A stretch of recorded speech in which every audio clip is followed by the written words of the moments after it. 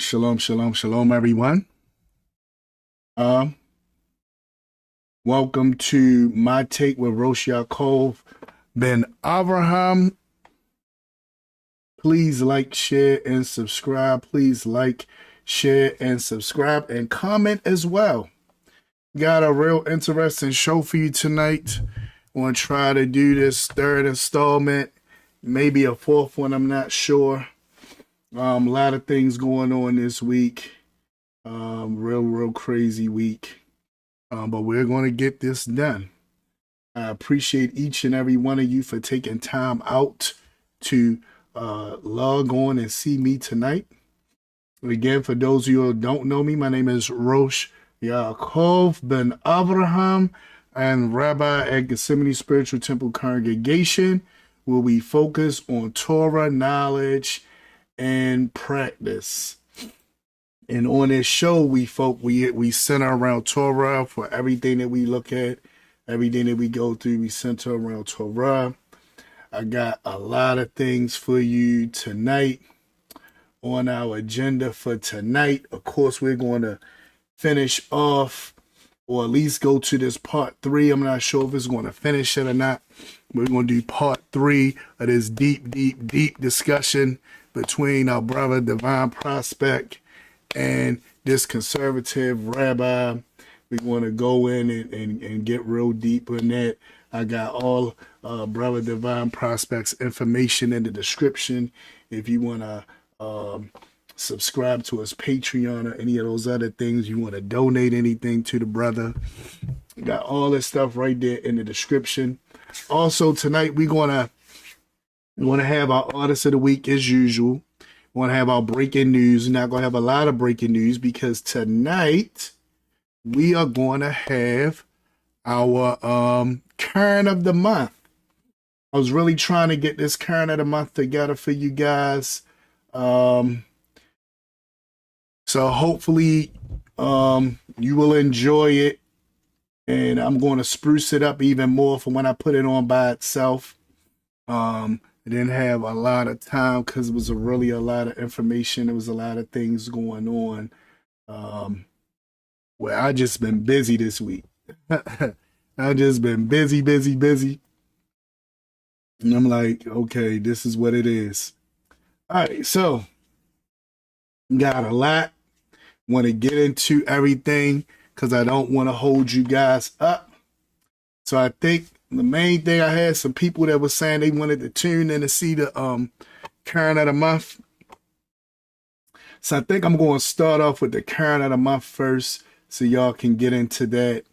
And then after the Karen of the month, I'm going to do the breaking news. And then I'm going to go into the artist of the week. And then we're going to get into why you guys are here.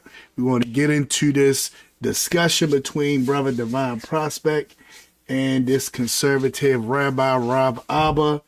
And we're going to get into this discussion and finish where we were at from last week and see if we can get even deeper. Because I really want to get to one of the main points that Brother Divine is trying to get us to. So if I don't get to that point this week, I'm just going to skip forward to make sure I get to that point next week, because I don't want to do more than 4 parts to this series. So this is the 3rd part. Hopefully you guys are enjoying it. From the numbers I've seen from people watching and so forth, it seems like you guys are enjoying this discussion, and we're just going to keep going from there. Want to give a shout out to O'Shea Duke Jackson. The content that I'm using for the Karen of the month, the majority of it came from the video that he did, and of course I will have that in the link as well. So with that being said and done, everyone, we're going to get into our Karen of the month. All right, guys, we're going to try a picture on this. Let's get rid of one, please. All right, guys, pictures up. Pictures up. Pictures up. Let's roll sound. Rolling. Rolling. Sound speeds. Camera speed. 2. Awesome. Take 2. Mark. Set up. Ready? Set. And action. Get her finally! No!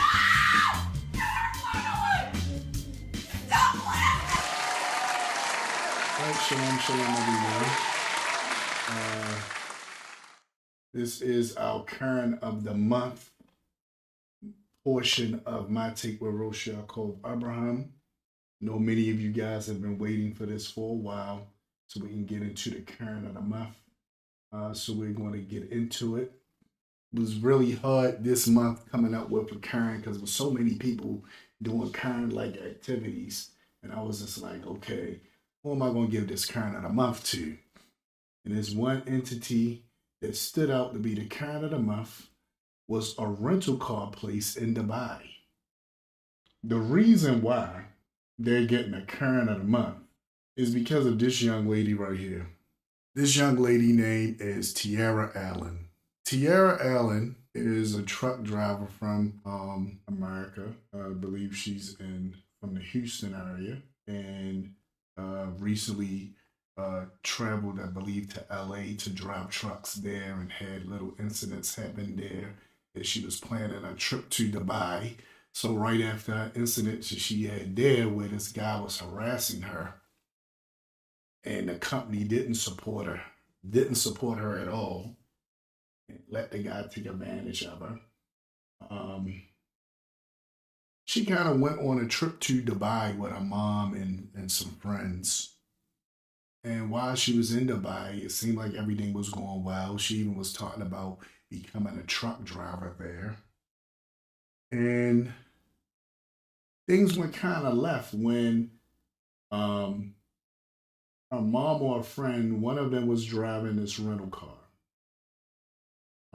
I'm believing they may have been on their way to the airport because her passport and everything was in the car. The car got in an accident. Now, mind you, she wasn't responsible for the accident. She was a passenger. Apparently, after leaving the hospital or wherever they were at, she realized, like, oh my goodness, my passport and all my belongings is still in his. My passport and all my belongings is still in his rental car.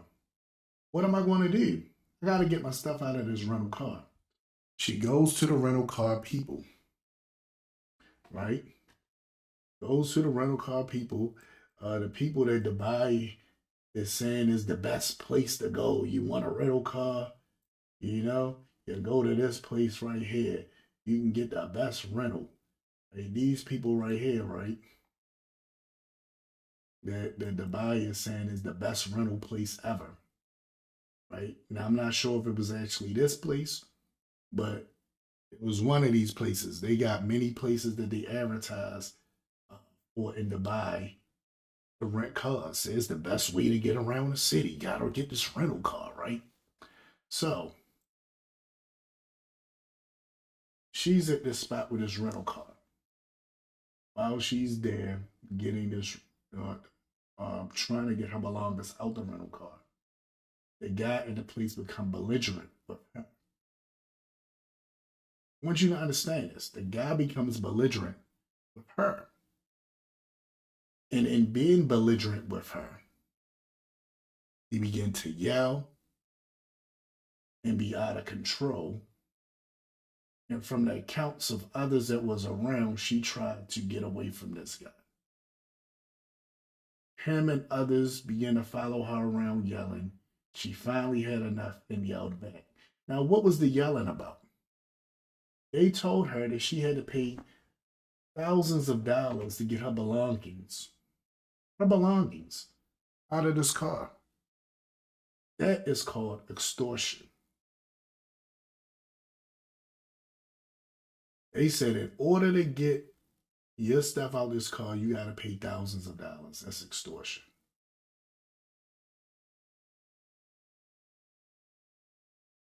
She refused and got angry. Now, most people say, you got to know the customs. You got to know how to handle yourself, this, that, other. I don't care what kind of customs you got to know or how you got to be able to handle yourself. If somebody told you you had to give them thousands of dollars to get your belongings, you telling me you just going to be calm and relax and say, I got to know the customs and how to handle myself. Or is you going to get mad and say, that's my stuff and you stealing it. That's my stuff and you extorting me to get it back. That's what I want you guys to think about, right? Because that's the situation that was happening. Here, they had her belongings. I seen dudes making videos. She had a big mouth. She needed to shut up. That's the problem with the black woman. Black woman need to learn to cut a mouth. Black woman need to learn to shut up. Said all this crazy stuff out their mouth. And I'm sitting there thinking, dude, if it was you, would you shut up? If it was you, let's get this straight. If it was you, and people had your stuff, and told you wasn't going to get your stuff back unless you gave them thousands of dollars, would you calmly sit there and say, I got to know how the land work? Or would you be mad and say, wait a minute, you won't give me my stuff? Is you crazy?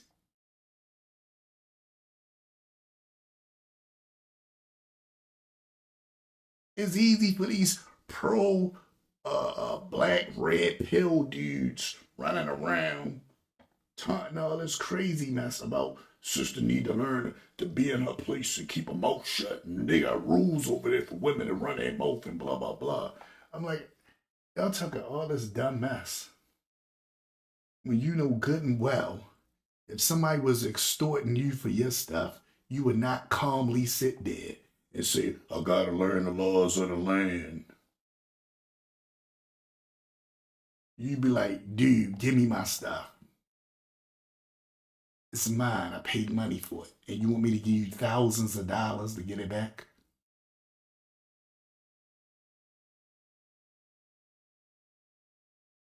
But that was the case. So she did what anybody would do. I would have raised my voice. I would have cussed them out. I probably went off. You think you want to take my stuff from me? You crazy? Then I get locked up for yelling. That's what happened. She got mad, yelled. They said, going to jail. An international nonprofit organization coming to the aid of a Houston woman who's being detained in Dubai. Only on Fox, we recently told you about Tiara Young Allen. She was charged with yelling at a rental car agent over in Dubai. Fox 26's Dominique Heath joins us live with this update. Dominique. Crazy.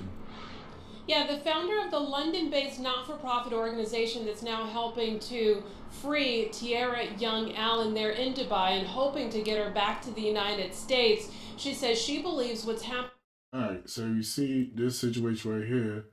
This lady says it goes beyond a law being enforced.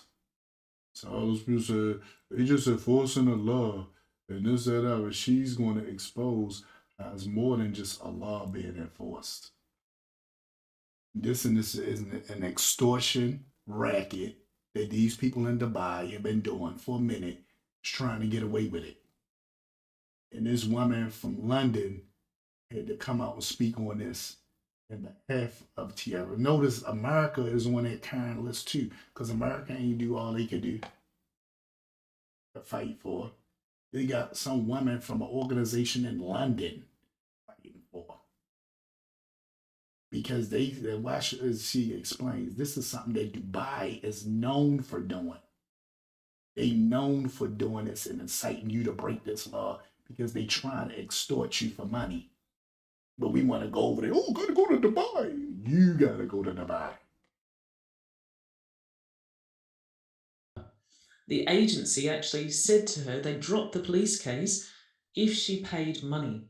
So it's a form of extortion and blackmail, and it's extremely common with these rental car agencies. Obviously, Rhoda Sterling does not have proof of a scheme against 29-year-old Tiara Young Allen, but Sterling says she's seen it before since founding the nonprofit group Detained in Dubai 15 years ago. She started this group 15 years ago, so this is not the first time she's seen anything like this happening in Dubai. She's been doing this for 15 years, dealing with this type of mess that's happening in Dubai. But all these Negroes, because they mad about the black woman this and the black woman that, was running around talking about, she need to learn the rules of Dubai, you need to learn the rules. It ain't had nothing to do with the rules. They was trying to get the money out from the very beginning. The rules. We've dealt with over 20,000 cases of injustice in the UAE. 20,000 cases. Hers is just one. So for all those people that say she need to learn the rules and know how to shut up, the black woman need to blah, blah, blah, and all this dumb mess that they try to say, that wasn't even a case. She said they done dealt with over 20,000 cases in the past 15 years of something like this happening with people in Dubai. And wider Gulf region. Allen is not in jail, but her passport was taken in April. She isn't allowed to leave Dubai since she's being investigated after allegedly raising her voice at a rental car agent. Look at that. Crazy. Crazy. That was the whole point behind the thing in the beginning. The whole point behind the thing in the beginning was we want her to be able to pay. So we want to make it real uncomfortable for her so she'll know next time just keep her mouth shut and pay. And this type of stuff won't happen. And that's what it was all about.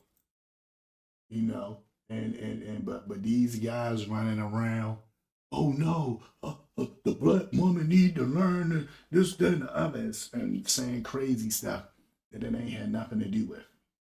Nothing to do with any of that stuff at all. She's been charged for shouting, and that's it, which is actually a crime technically under the UAE laws. It's offensive behaviour, and it can warrant up to 2 years in prison. This started after Allen's mom says her daughter was a passenger in a rental car and the driver had a wreck. She then went to the rental car company to get her belongings left in the vehicle. She was met with 2 men at the rental car agency who were quite aggressive, who said that she couldn't have her possessions back. And then she says they started intimidating her and following her out. And so she shouted back at them to stop, to leave her alone. Sterling says she believes Allen and others are baited into certain behavior, which she says just does not happen with major rental car companies there. It's usually the luxury rental car or the private rental car companies, and they have a pattern of behaviour of taking allegations against their customers, withholding their passports at the front desk and provoking them. Sterling says, see, that's what I'm saying. So you know how it is. I can see people now sitting back talking about, oh, I would do this, I would do that. Please, if somebody's sitting there provoking you, sitting there provoking you, you sitting there angry because they withholding your belongings from you, and they provoking you. And you telling me you just gonna be calm and relaxed and act like ain't nothing happening? Like, get out of here. I don't care who you think you are. I ain't gonna play that dumb game and lie. I'm not gonna be calm and relaxed if you trying to steal my stuff. And then telling me I gotta give you thousands of dollars to get my stuff back. You crazy. Think I'ma just be, I just gotta be calm because I gotta know the laws of their land. Then I don't need to be in their land. unlike Allen, she was recently contacted by other Americans who did pay. They paid over $20,000 to this rental car company that they didn't own. Over $20,000. Again and again. Over $20,000. Over $20,000. People had to pay. And y'all still want to walk around and act like it's okay. It's all right and all this good mess. Y'all crazy. Now, Sterling and Allen's family are soliciting help from Texas lawmakers. Congresswoman Sheila Jackson Lee confirms she's working to assist, and Senator Ted Cruz's office says in part, quote, "We have contacted the Department of State about the case and will continue to gather details and engage until Miss Allen is returned home to her family." Think about that. We contacted this, we did this, that, and the other. Get out of here. Yeah, what's that doing? The only people that really was helping her and really brought attention to her with this was them people from London. America dropped the ball. I'm contacting people from the State Department. Man, shut up. And we will keep you updated on this case about a Houston woman who's being detained in Dubai. Reporting live, I'm Damalie Keith, Fox 26 News. Now rewind, Nemo. Now, the thing is, they let her out the jail. But this is when the city of Dubai becomes a Karen or included in a Karen. Because instead of them saying, you know what, we're going to be just. We understand that this place is extorting you. You're a tourist. We want people to come here and keep giving us their money. We can't let this happen. We can't let this go down like that. No, they let it went down like that. Nobody let it down like that because she black. I'm going to tell you why. I guarantee if this was a white woman and she got angry about her luggage and she did a Karen move, they would not have locked her up. They would have explained to her, ma'am.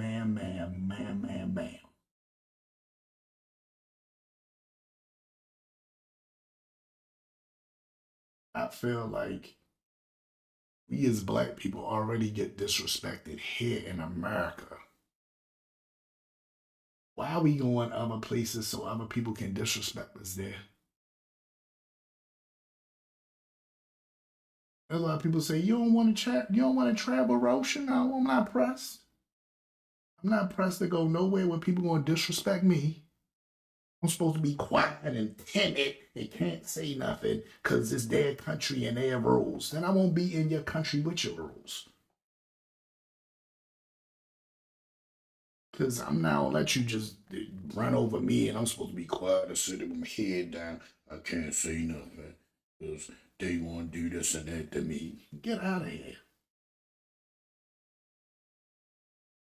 But that's the situation we see here. There was many Negroes on platforms all across YouTube sitting there making it like, she just got to learn to keep her mouth shut. And I'm sitting there thinking, am I the only one missing this? I'm confused. Am I the only one missing that they was trying to steal her stuff? What was she supposed to do? She wasn't there with no man. She was there with a mother and a home girl. It was a women's trip. She wasn't there with no man. Well, next time when she travels, she need to have a man with her. There's always somebody saying something stupid. What if the man was with her and he got boisterous, he got locked up too? Then what? Did you think about that one, buddy? What if a man was with her and he got boisterous and loud and he locked his black butt up too? Then what? He shouldn't have tried to defend her. He always got something extra to say. Why not? We shouldn't be going over there spending money with people that don't care nothing about you. Why not that? Why not? Why spend money with people that don't care nothing about you, don't like you, don't want you around them, but you want to spend money with them and love them?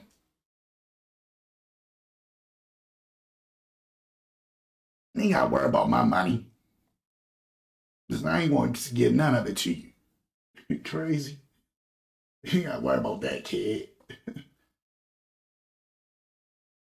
I just don't like. I just feel like it's an injustice. And it really surprised me with people saying that, and there's still going to be people after that still running their black butts over to Dubai as if nothing happened. That's why they mistreat us and treat us like trash, right? We got to learn, don't spend your money with them. Boycott them. Don't spend your money with them. Don't do nothing with them. I guarantee if people start doing that, and I mean celebrities and everybody, them black celebrities and all them, I guarantee that'll shut all that down. And they'll issue apologies quick as hell. But anyway, she got home. You know how she got home? The city of Dubai made her pay $1,000, made her pay $1,300 right? It was $13,000. Made it for like $1,300 and some change. So they still got the money out of her. The money she didn't want to get, they basically smacked her on the wrist and said, "We're gonna lock you up."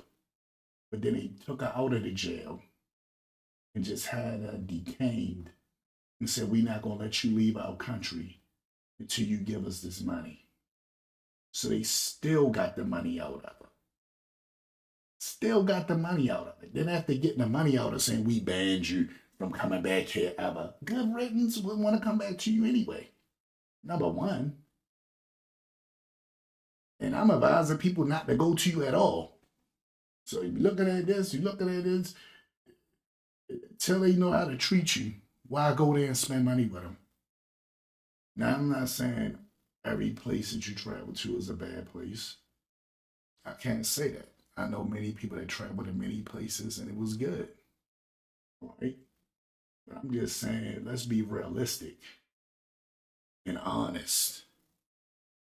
And stop playing these, it must have been something the black person did wrong game.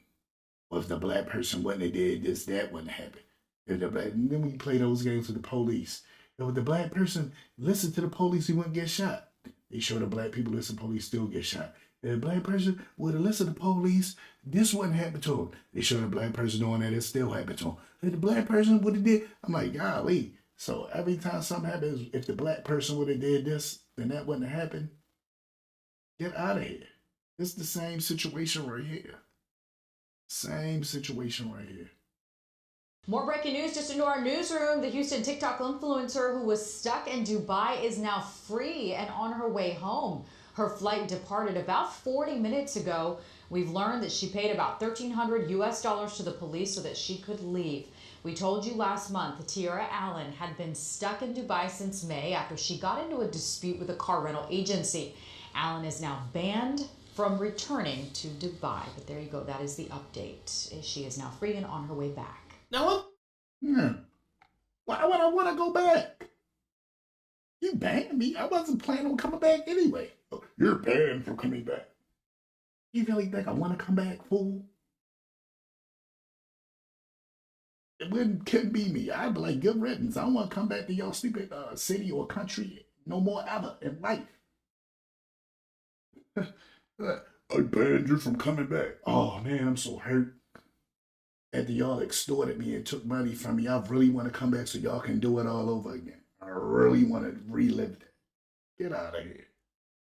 let me just say this. I am very happy that she is released. I know that a lot of guys feel like, hey, listen, that's what she gets. She should learn what she does. Modern women, and I get all of that. Yeah, again, as the modern women, the modern black woman, she need to learn. What are you talking about? They would have did the same thing to you too, fool. Oh my goodness gracious alive. It don't matter about the law. Go over there and think you're going to raise up on these dudes there in their country and see what's going to happen to you.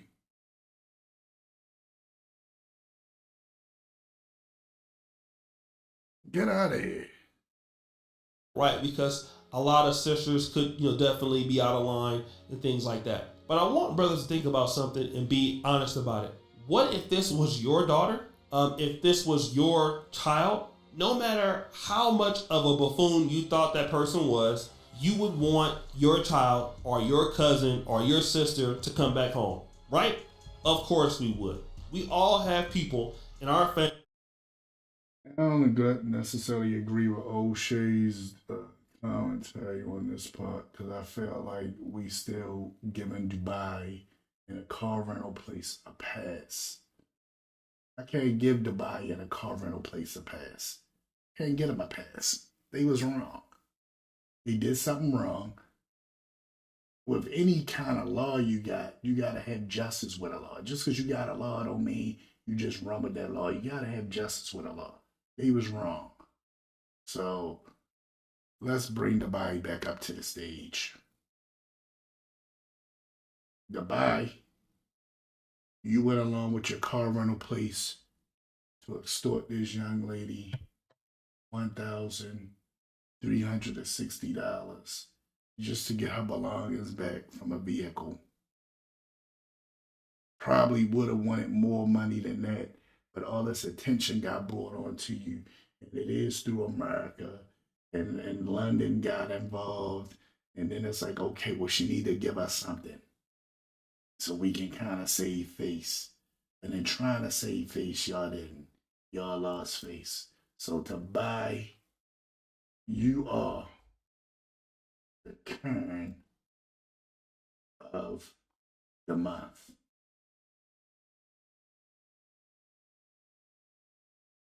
So there we have it. Karen of the month, Karen of the month. Dubai. Dubai is the Karen of the month. Had a lot of people that was going to get it. But after saying that and really going hearing about the ordeal that the young lady went through, I'm like, nah, they got to get it for this, because this is ridiculous. This is ridiculous. At any rate, that was the Karen of the month. Now we're going to go ahead and get into our breaking news.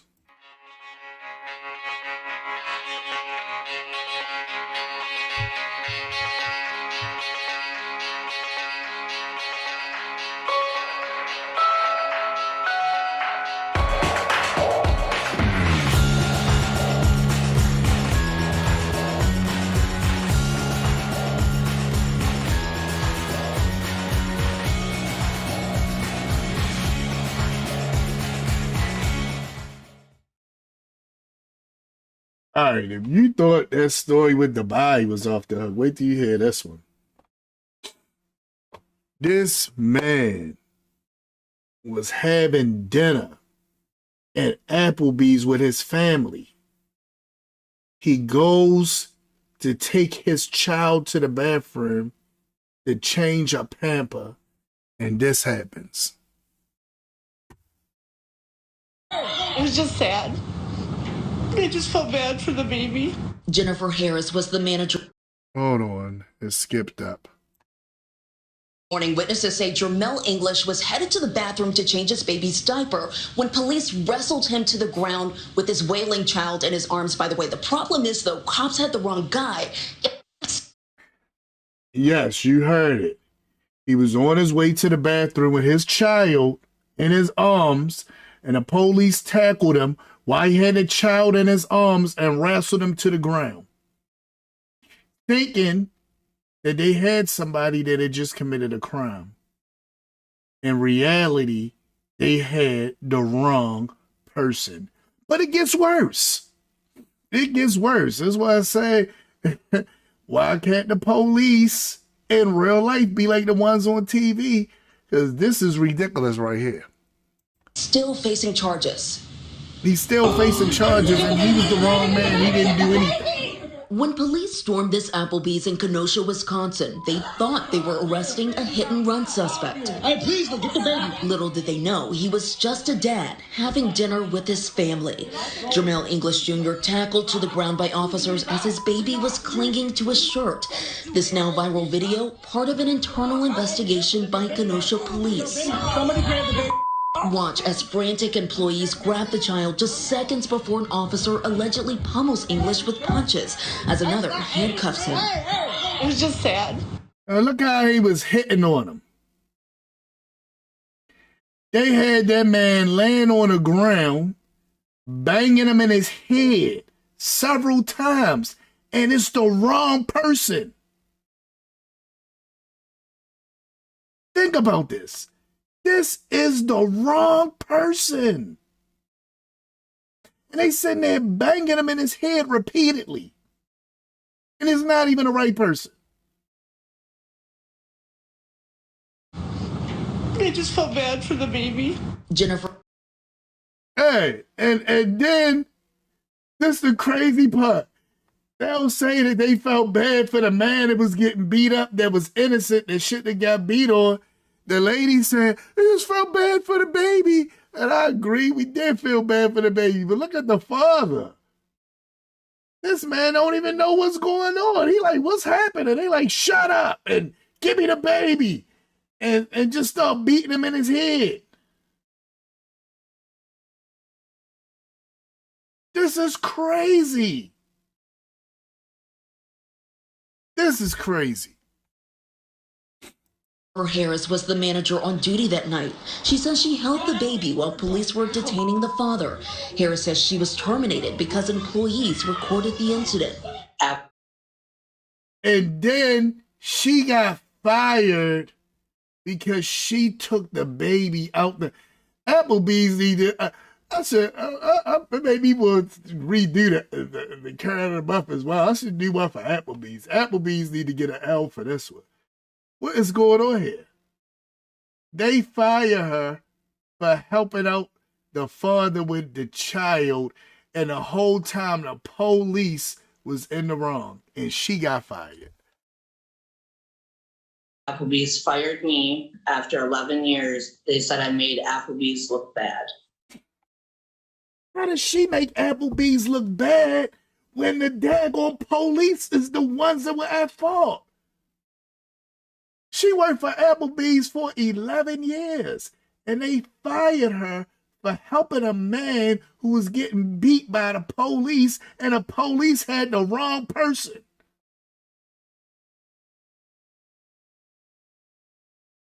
It's like the Twilight Zone. It's like a Twilight Zone moment right here.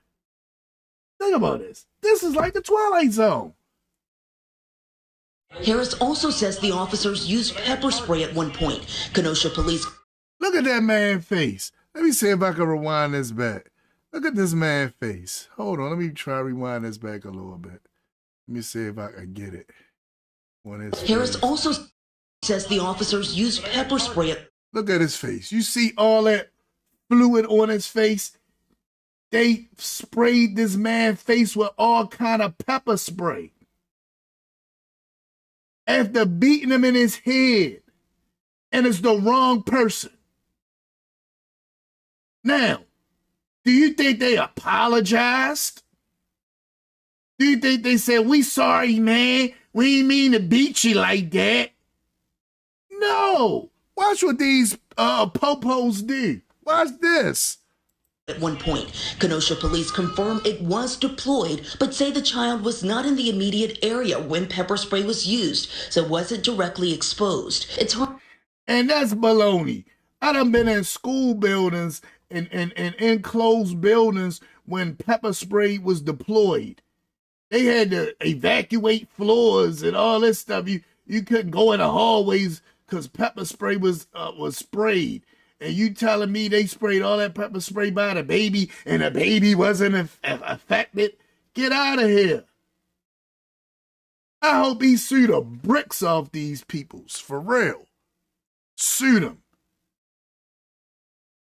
Hard to say if the child was affected due to any particulates in the air. Kenosha police say they were initially called to the Applebee's to investigate a nearby rollover crash where the suspects involved took off. They say staff told them 2 black men and a woman matching the suspect's description ran inside the restaurant, one, according to police, carrying a child. So that's all it took. 2 black people, 2 black men and a black woman, one carrying a child. So you see the first black person with a baby and say, it's him, get him. That's all it took. That's all it take. I'll tell y'all. Y'all think I be jiving. It's all it take. Just say you black, you did something, boom, it is. It is what it is. We got you. A female black that's running, she has a baby. Now, listen to what the person said. This is supposed to be for the phone call. A female black. A female black. Not a black woman or black female. A female black that's running. She has a baby with her. But yet, they get a man that has the baby. Throw him and the baby down and beat him in his head, and it ain't even the right person.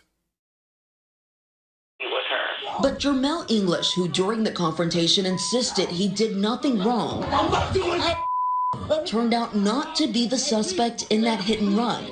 The actual suspects hiding in the bathroom and now facing charges. So the actual suspects was in the bathroom the whole time.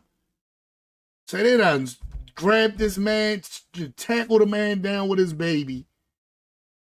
Luckily, the Applebee's worker had compassion and got the baby out of his arms. Applebee fired her for that. She shouldn't have did it. She should have just let the baby and him went down. That's how Applebee's felt about it. They fire her. These guys beating him in his head, and the real people's in the bathroom the whole time. Now, again, you would think it'd be some apologies. You would think it'd be something going on with this. But let's see what Popo does. And though police initially had the wrong suspect here, Jermel English was still charged with resisting arrest and disorderly conduct.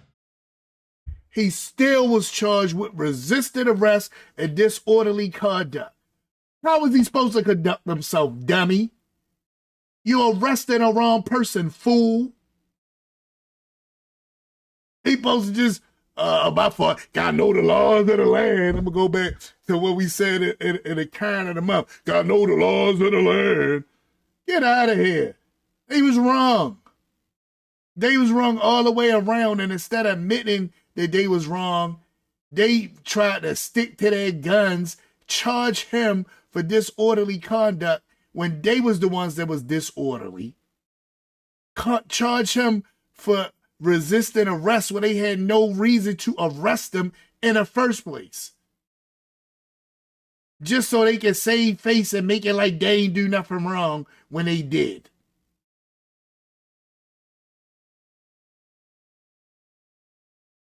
Kenosha police say their internal investigation will determine whether the officers acted appropriately and if they'll face any disciplinary action. Janae? Wow is all you can say. Their internal stuff. No, you need to bring the Fed, somebody else in here. You need to get yourself a good lawyer and fight this, because their internal stuff going to be on their side and say they acted appropriately when we all can see clearly. Anybody who got any kind of knowledge or brain can see that they didn't act right at all. At all. Clowns. To that, Morgan, thank you. I get up to go get my lunch. I hadn't ate all day, so I was starving. I go to the refrigerator, found my bag. I go sit back down at the table. I look. My purse. I went to another video. I'm like, what is this video playing? It's live, people. It's a live show. Out of the blue, another video just started playing. I'm like, what is going on with this? Anyway, that's what happens on a live show. It's live, y'all know it's live. It's live. Anyway, so that's the breaking news. That's the breaking news for tonight. Now we're going to get into our artist of the week. The artist of the week for tonight is Adiyah Joshua. Adiyah Joshua, and it's her and a few associates. I'm looking at it from what I could tell. It seemed like one may be her husband or brother. I'm not sure. But this is her song, and I got all her stuff in the description. If it's not in the description, now it will be before tonight is out, because I'm going to revise it. So I got everything in the description, and I hope you guys enjoy. And this song was brought to my attention by Brother Walter last week. We didn't get to showcase it last week because we had some different things going on with my software. But this week we got it. And again, if you guys have any artists that you know about, or if you got any breaking news that you seen happen that you didn't hear anywhere, you want us to showcase it, or you got any recommendations for the current of the month that you want me to look at. You can send me any of that. You can put it in the description. You can send it to me on Facebook or what have you, and just let me know, and I will put it in the show. And I appreciate you again. Please like, share, and subscribe. Please like, share, and subscribe. And we're going to get into Artist of the Week. Guide me through. What will I be without you? Don't wanna go without you. I can't see without you. Guide me through. What will I be without you? I'm in need without you. I'm feeling lost without you. Where do I go? No instructions, no love, no joy. Without Yah, my life will be null and void. Without your spirit, I'm heading in the wrong direction. Total darkness, completely cut from in his presence. Oh, how comfortless would that make us feel? Just the thought of it, Yah, give me chills. And unless you build everything we gain, all labor, all riches, all be in vain. You said praise your name, my spirit speaks truth. I really need you, Yah. I don't know what to do. I'm in a battle with my flesh, Abba help me fight. The flesh is weak, but the spirit can last all night. Yahusha was in the Ruach Amunah. It's what we have, we'll never forsake the Torah.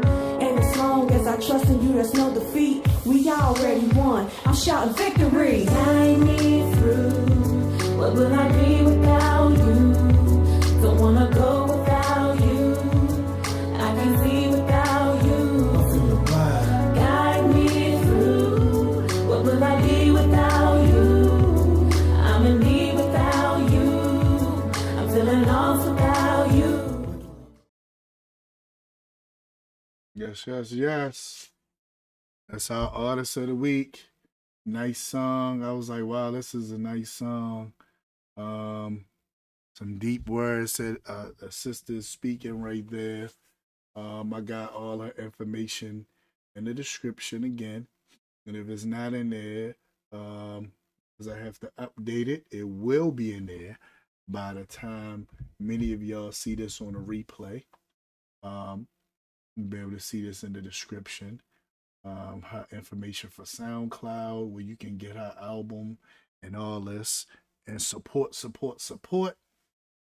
Also got our brother Divine Prospects information in the description as well, so you can support him as well. We're going to get into this video.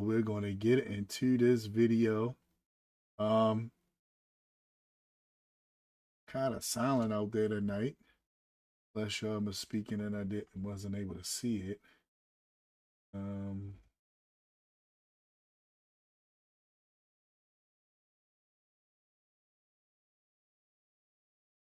Again, please like, share, and subscribe, everyone. Please like, share, and subscribe. So we're going to go ahead and get into the reason why you all are here. And I want to go ahead and get back into this video. Let me try to find where I was at. I got to push play so I can see what it says. Now it's continuous. Okay, I'm a little bit up from that. Just move it to, I think I was right here. Let me see.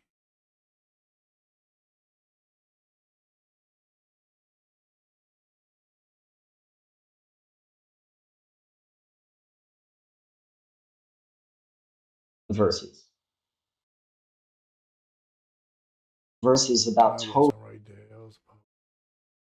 I was just wondering, could oh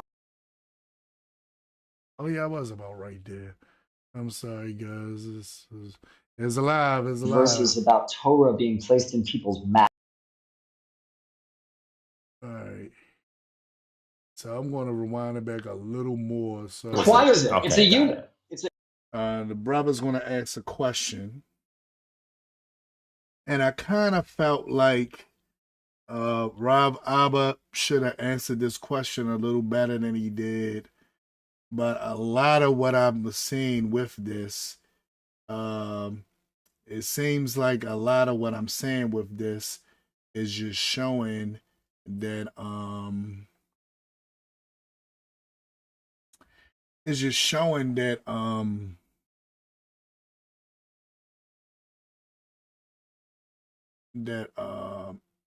he's not really looking at them as being Jewish. He's not really looking at them as being Israel. So it's sort of really dismissive, like, okay, you guys don't have to believe it, you guys don't have to believe it. Sort of dismissive, right?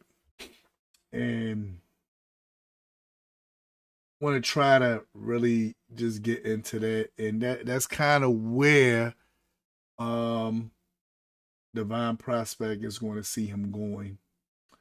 So we're going to get back into this clip and just try catching up from there. It's a unit together, right? So that's how it works. Gotcha. Okay. So, and that's what I'm saying. So if I'm to be considered a practicing Jew, right? And for the record, do you identify Karaites as practicing observant Jews, even though they reject the rabbinic authority that's in the Talmud and from the sages? Sorry, you're breaking up. You're breaking up a little bit. Oh, I'm breaking up. Okay, hold on. Yeah, I'm missing every other word. All right. I don't know if this is any better. Can y'all hear me? Oh, go ahead. We can hear you better now. We can hear you better now. I just got a quick question. It's not even off topic, so it won't take you guys anywhere. But I was just wondering, could Abba point to a scripture in the Torah that says that the written law has to be used along with the oral law? Like, is that written anywhere in the Torah? Yeah, I was just going to say, if you're looking for an explicit verse that says the words of the Torah and the oral Torah in that kind of a way, I think you're going to be disappointed. What we do have is all kinds of verses about judges and appointing of judges. We have all kinds of verses about the Torah being placed in people's ears. We have all kinds of verses about Torah being placed in people's mouths, right? And this all points to, conceptually, ears and mouths, that points to out loud oral learning. There are also passages that speak about writing Torahs, right? So when we take all of those kind of together and we're kind of thinking conceptually about those things together, right? What we get is two very seemingly obvious, at least according to us, kinds of things that the Torah itself is telling us what we should do. We should write down Torahs, right? And we should be teaching Torah. Teaching Torah doesn't mean just reading the verses. Teaching Torah means explaining them, figuring out how they work in law. It means something else. All right, so he's trying to give a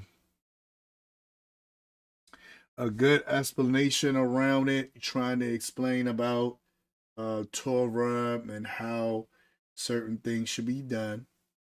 And but he doesn't really get in depth as far as giving a scripture. I believe the brother would have been more edified if instead of him saying it's scriptures that say this, it's scriptures that say that. I believe the brother would have been more edified if he just would have showed the scriptures and explained based off of that. One of sisters from the congregation who watches the show, my sister Michelle, she was saying, we were talking about this at Bible study last week, and I was explaining some things about the oral law, and I took time to try to explain it to her in a way for her to get the understanding, because I really want her to get the understanding, and I know this is for us, and this is something that she should, have the knowledge of, right? So I took my time to try to explain it. I didn't just say, well, it says this, it says that, And if you don't like it, oh well, scoo-doo-doo, boop, boop. Right? That's the feeling we get from him, from Rabbi Abba, as we go through this. And again, we're going to see Divine Prospect is going to call him out on it. Because that's just the feeling we get, like he was just trying to brush it through, like, oh, okay, yeah, I'm not really getting into that. And I was just like, that's crazy, right?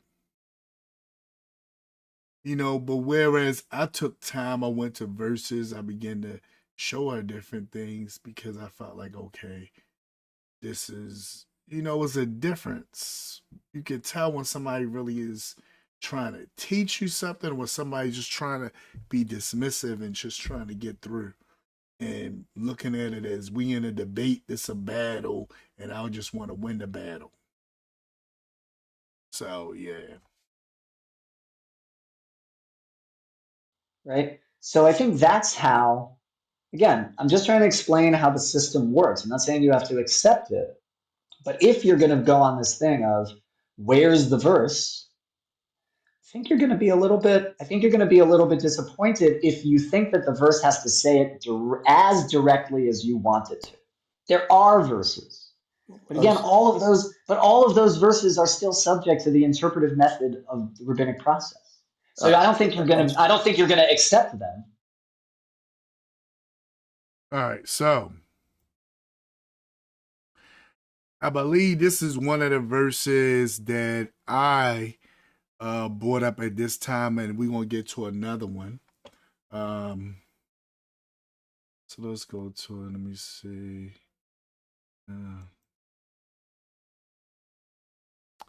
Yeah, so this is one of the verses that I brought up. And it was speaking on it. I think I might have touched on this before we closed out. I'm not sure. But it was speaking on the oral law. And because this is the explanations, right? Notice what it says. It says, now all the people witness the thunderings, the lightning flashes, the sound of the trumpet, the mountain smoking. And when the people saw it, they trembled and stood afar off. So when the people saw it, they trembled and stood afar off. So they was fearful, right? You know, when they seen this was something that had them fearful. So it says they trembled and stood afar off. Now, notice what else is going to say. The next thing it says is that, hold on, let me bring myself up there. Boom.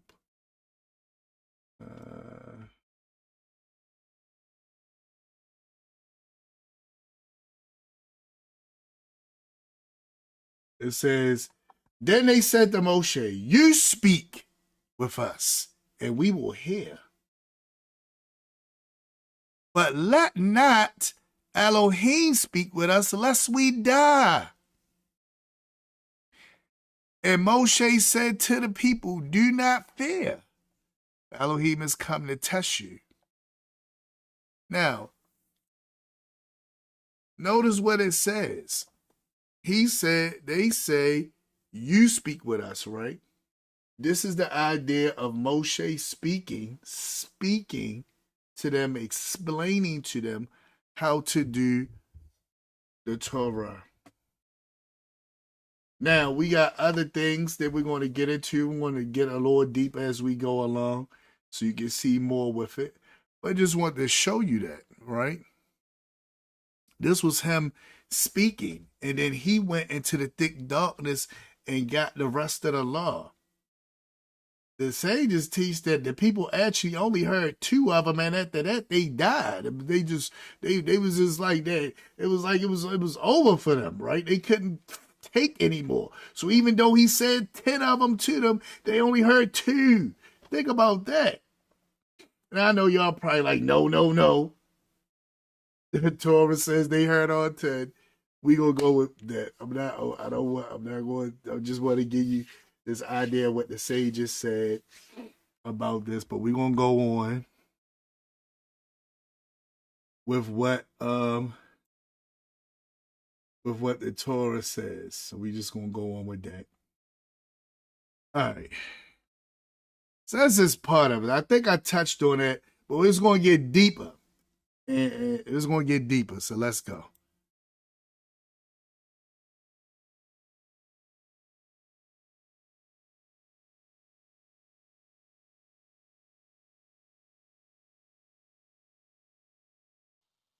Understood. But let me ask you something, Divine Prospect. I think this is what you're saying.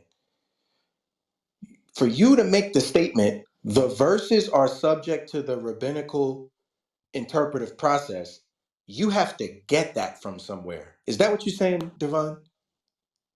Yeah, so what I'm pretty much wherever the source you're getting that process from, what I'm about to demonstrate once I get to read some sources is that the methodology or the form of teaching or instruction that people get when they learn like the oral Torah, that system does not go back to Moshe, right? It's a system that came into effect when the Jews was under Grecian captivity. And that's what I'm going to demonstrate, right? Anybody that says that, okay, you say we can't, okay, so and again, maybe Abba, it wasn't you I should have this conversation with. Actually, if you're okay, Abba, can you decline to Mordecai? Because he's the one that actually made that statement. And that's my brother Mordecai. I love you, my brother Mordecai. You still my brother, sure. right? Sure. And let me say one quick thing, and I'll pass it to Mordecai. Yeah. This is funny, right? I want you to be careful. Like what? Every time I hear this part, I'm like, this is funny. Why watch? I want you to be careful now. I want you to be careful. Which is like, I want you to be careful. And this is important, I think, epistemologically, right? Be careful about when you're going to use sort of academic history, right? And when you're going to try to say what the traditional view is of Jewish tradition. Those two things might not always match up. No, they're not going to, and I agree. Right. So I want it to be clear, though, and this is very, very important. If the goal here is to try to say, look, the way that you say it, rabbinic Jews, right, isn't the way that I can demonstrate it in history, right? Well, I think most of us are just going to say, yeah, so what? That's fine. We still have our tradition. We're going to go do it according to our tradition. The historians can say that the Mishnah didn't really appear until later and was a product of this influence and that influence and that influence. Even if I say all that's correct, which, by the way, parentheses, I probably would, right? I don't know if Mordecai would, but I would. What I would say then is, by using the interpretive methods of the oral Torah, right, that explains the phenomenon of different time periods, different Jewish communities with different realities, explaining the Torah differently. All right, so basically what he's saying is by the oral Torah being oral, it wasn't written down, right? It was just through the word of mouth, through spoken word, right? That gave it that fluidity. It was fluid. It could change like that. So you could look at this part of time and say, well, wait a minute, this happening here, but this don't got nothing to do with back there. Because what he's saying is the principles, the structure of the oral law is what was passed down, not necessarily what you see written in the books. And that's why when we get to B'nai Yisrael, as Brother Divine is going to point out, we see some slightly different things. The slightly different things is based off of they still had the structure, but in their community and the way that they were living, it was slightly different. And that's basically what he's saying with that. So he's saying, even if I give you this and saying, okay, yeah, the Mishnah that we have now is based off of when we was in you know, especially when you look at the Talmud itself, you got the Gemara that comes from Babylon. It's the Babylonian Talmud, right? The Jerusalem Talmud. That part come from the ones who came back into the land. So he's saying, if I agree with you on that, that still don't take away from them having an oral law that was strictly oral before that stuff was written down. That's basically what he's saying. He's saying it doesn't change that.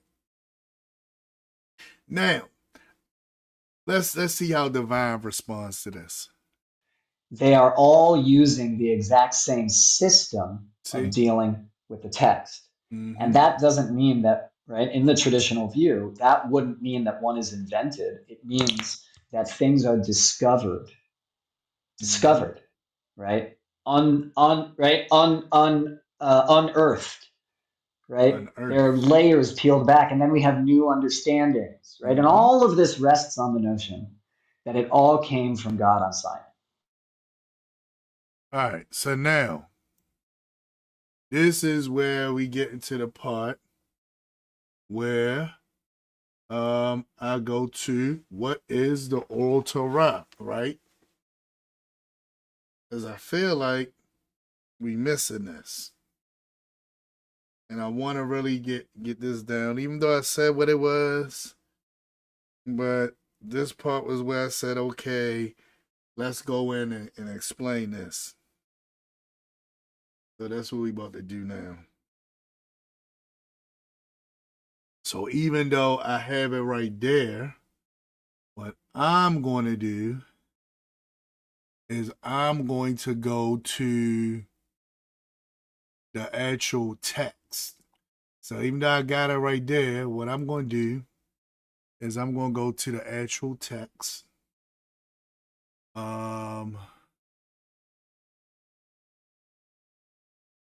Where has it? So now we have the actual text. Hey, shalom, Aki. Yeah, I got this from you, Aki. This is what I got from you, Aki, when you sent this to me a while back. I appreciate it. Even had our brother Divine Prospect actually. I don't know if he looked at part 2 or part 3, but I know he did watch part 1, and he told me he really enjoyed the breakdown. I was going to get into that as well, and I let him know I appreciate all the work that he does for us in our community and so forth. So it was really a great thing, and again, I appreciate you for bringing this to my radar.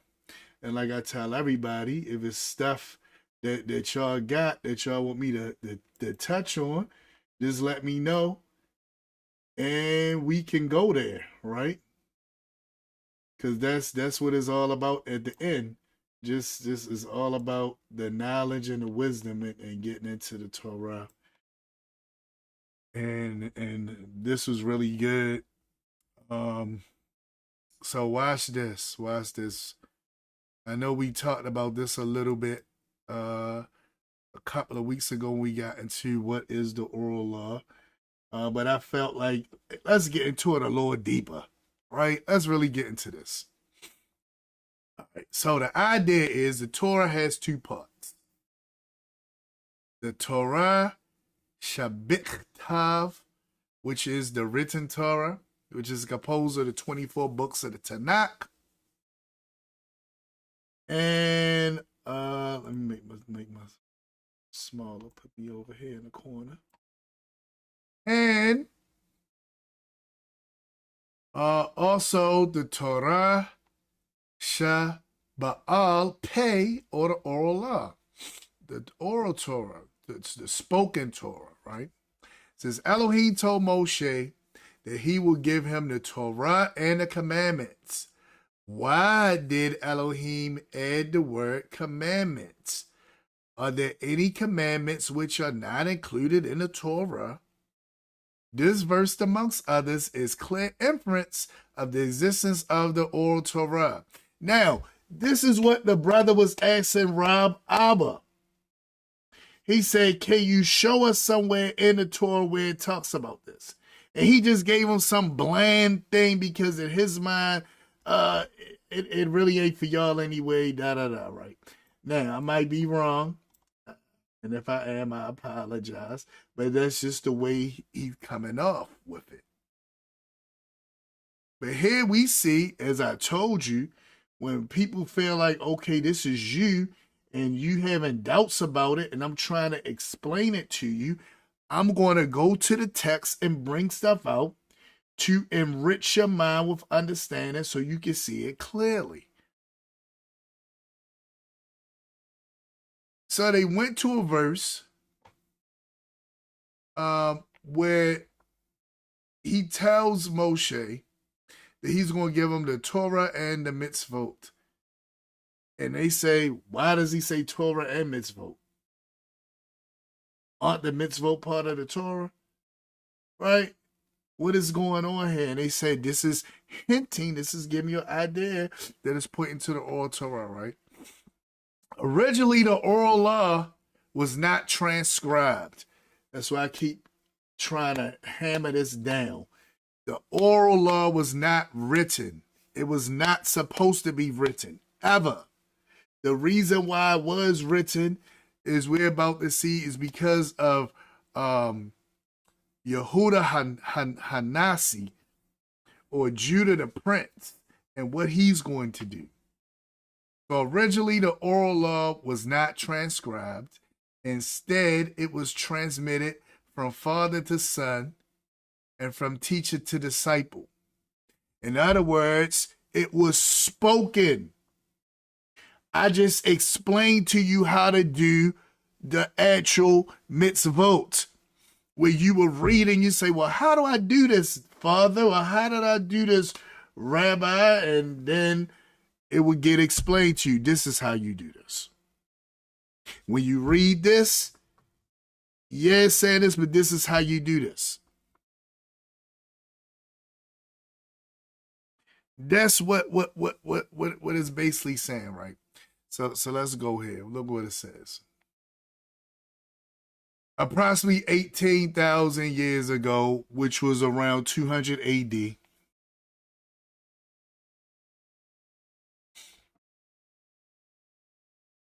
Rabbi Judah the Prince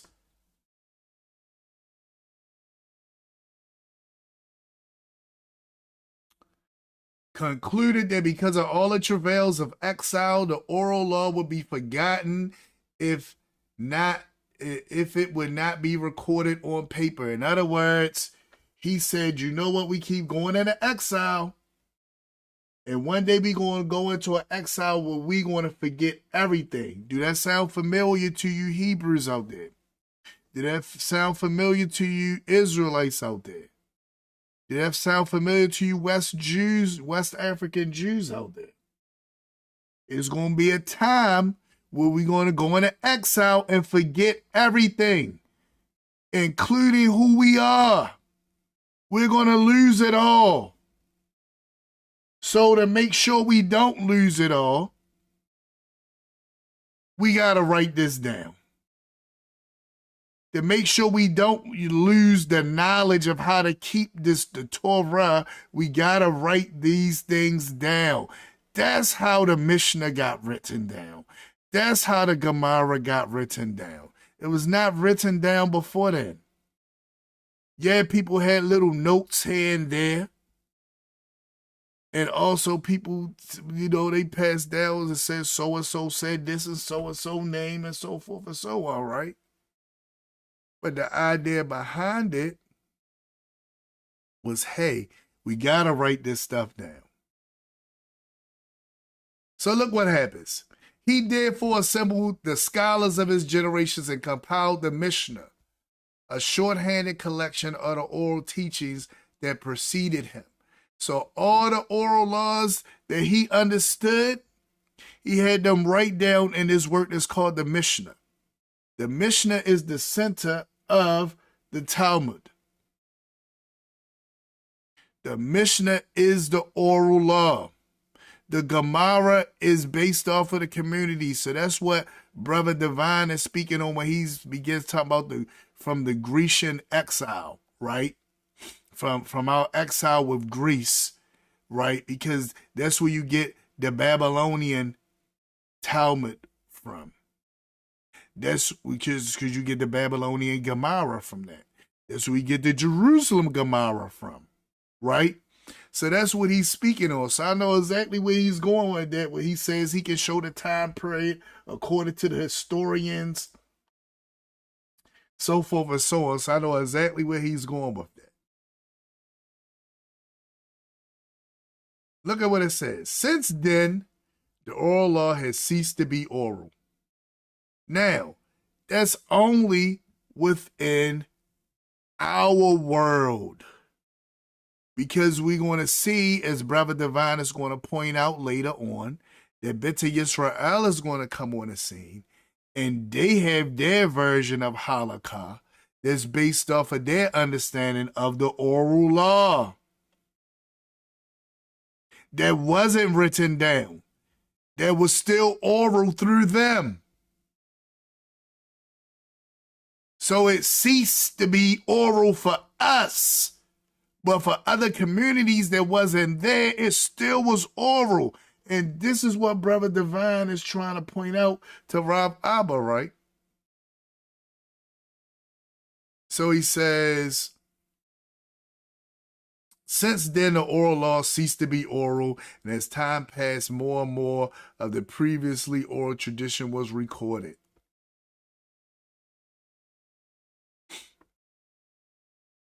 In other words, that's when they start adding the commentary and the different judgments and stuff that the people made based off of their understanding of the oral law. The oral law consists of 3 components. The first one, laws given to Moshe at Sinai. This is what Brother Divine is arguing against. He's saying no, he's not going for these laws that was supposed to be given to Moshe at Har Sinai, at Mount Sinai, right?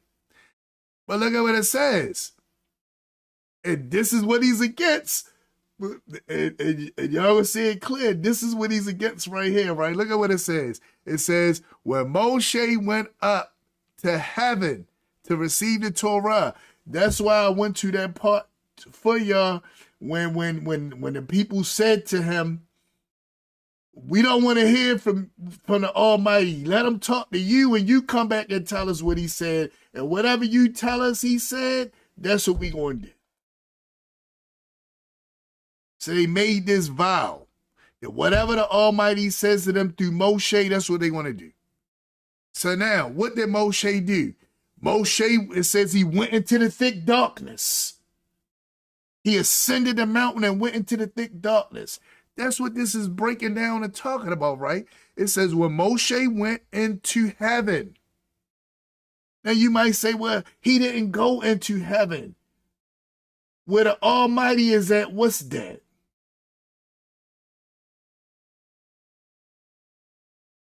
When the Almighty isn't where the Almighty dwells heaven? Hold on, let me. I know I'm not going crazy. Let's find it.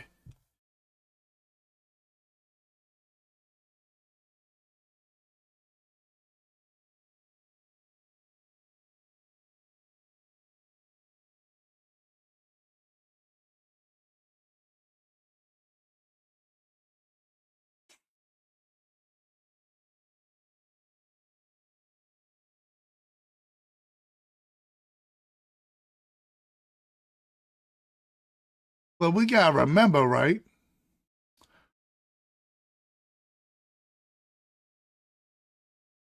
We gotta remember that Moshe went into heaven.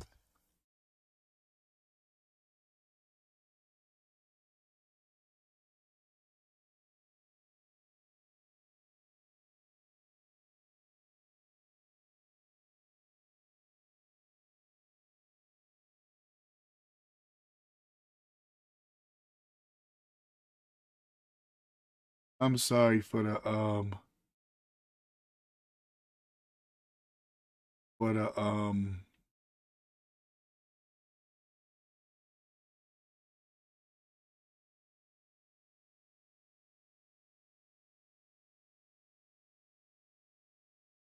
That's why it says from his place, right? Where is his place?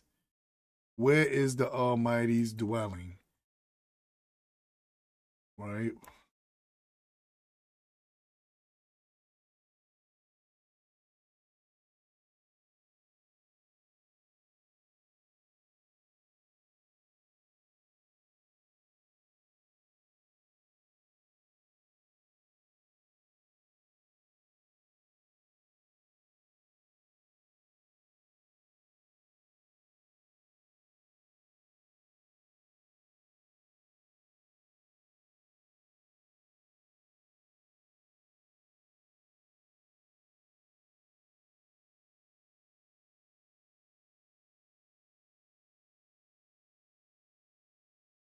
So they're searching. I'm going to try to search for these scriptures, and I don't want to get too lost up, too caught up with that. But the idea is that when Moshe went into that thick darkness, he went to the Almighty's abode. Matter of fact, we gonna see that. We I don't even know why I went through all that. We about to get to that in a few minutes. But the idea was he went into heaven, right? So it says when Moshe went into heaven and received the Torah, Elohim gave him a written Torah together with many instructions. So he gave him the written Torah with many instructions. These instructions that was given is the oral law. So not only did he have a written law, but he had the instructions that tell you how to do the written law. These instructions are called Halakha la Moshe Sinai, the law that was given to Moshe on Sinai.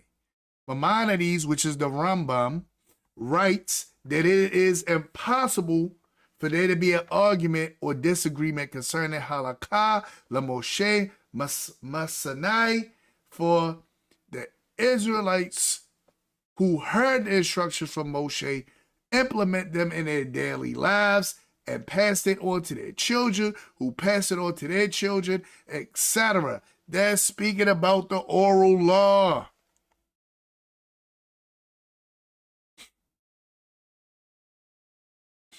Some examples is the Tefillin. If you just look at it and you see what it says about Tefillin, you don't understand that it's telling you to wrap, literally wrap a box with these words in it around your arm and put it as a frontlet between your eyes. You don't understand about the mezuzah that you've been told to put on your doors. You just think it's just something that's being said. But then when you get the understanding of how to do that, that all comes from the oral law.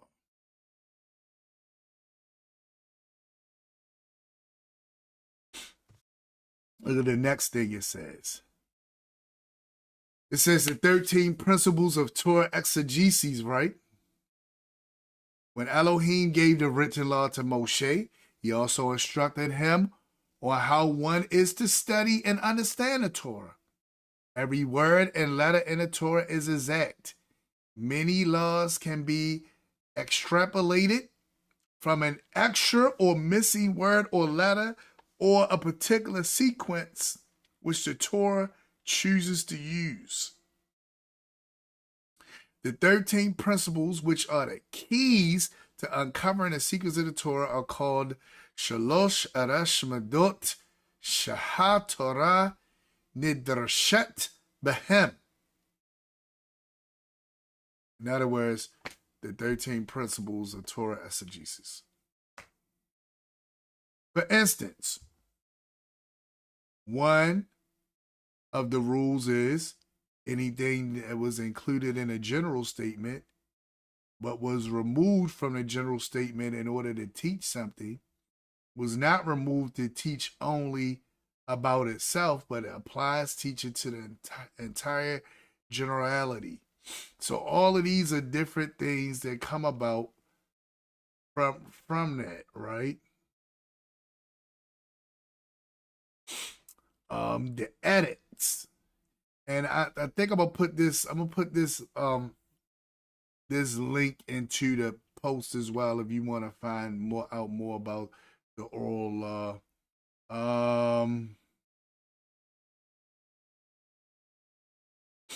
But it gets deeper. It gets deeper.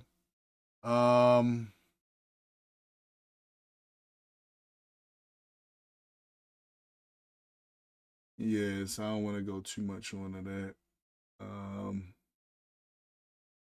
But the edicts, which is the Gezerot, the Torah authorizes the rabbis to protect the word of the Torah by making Gezerot. Now, Gezerot is basically a fence, right? They say the edicts, the Gezerot is a fence. So, in other words, if it's one thing that says you can't do that in the Torah, I put something extra around it to make sure you don't break what I'm saying. So when you not breaking what I'm saying, it will ensure that you don't break the actual law. So it gives this example. For example, the Torah prohibition of eating or possessing chametz, leavened products, on Pesach begins at midday on the 14th of Nisan. Our sages added 2 hours to this prohibition, for they feared that on a cloudy day, people would err and eat chametz afternoon. So in other words, they was going by time based off of not a watch, because it wasn't a watch. They was watching how the sun moved in the sky. So they implemented where they gave you 2 hours early where they say you can't eat, which is where they get that you stop eating at, I believe they say you stop eating at 10. You know, where you and then at 11 you don't eat nor burn, but then at 12 you burn, right? Or burn 11. So that's where the idea comes from. The idea is to make sure that you don't mess up and be eating at noon and you're not supposed to eat at noon. So that's the idea with that, right? Now, in the Beta Yisrael community, they have such things where they do certain things. And it wasn't written down in a book anywhere. They just know that this is what you're supposed to do. That's the oral law. Now, I know you still like, I ain't buying it. I know if my sister watching this right now, she said, I ain't buying it. She probably gonna put it in a comment and say, I ain't buying it. Right? So let's go a little bit further. So I'm gonna go ahead and bring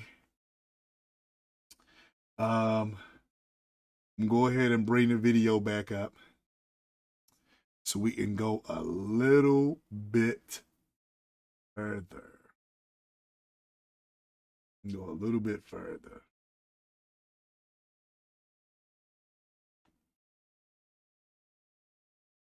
I think I was working off the wrong screen.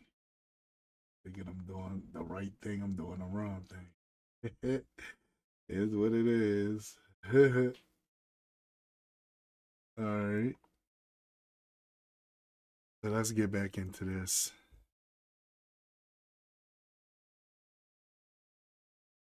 There you go. I got All you. of it rests on that notion. I know. You're right. And everything you said, I acquiesce to it, right? Because again, I'm not here to destroy tradition. Like I said, I read the Mishnah myself. Now the Gemara, that's a little different conversation.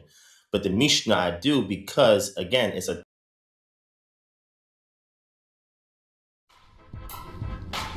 Why did it rewind? Hold on. Up. Let's go past. Let me see.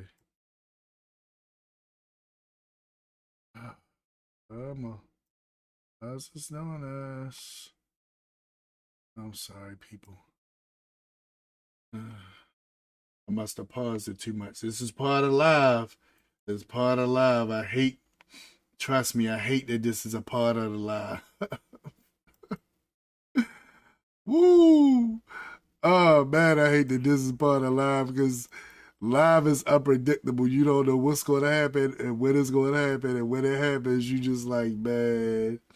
Anyway, while I fix this technical difficulty, please like, share, subscribe. Please like, share, and subscribe as I fix this technical difficulty.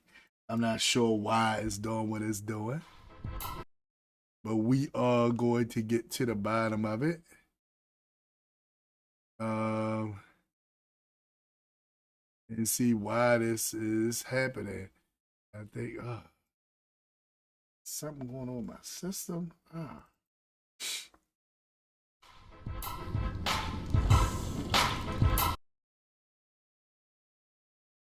It won't let me. It won't let me. What's the name? It. Hold on. Let me do something different. I'm gonna do something different. See if I can open it in another one, because for some reason it ain't opening right in this one.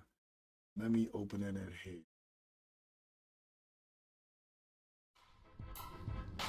I don't know why that opened on that page.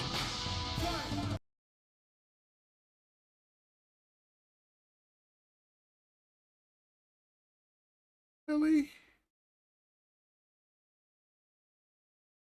When the Jews was under Grecian captivity. And that's what I'm going to do. All right. Oh, we got past that. I probably would. Got past that. I'm sorry, guys. I don't know what's going on. It's not playing past a certain point. This is so irritating. I don't understand why it's doing this right now, guys.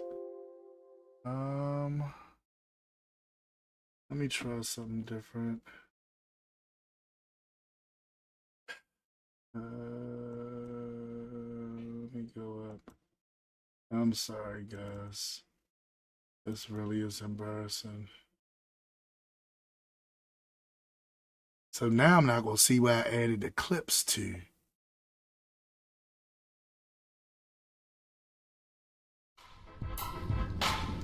System. And that is all I'm challenging today. There's a million other things we can agree on. I reject the authority of the Supreme Court. I only consider myself subject to the system. You get laughed at. We all do.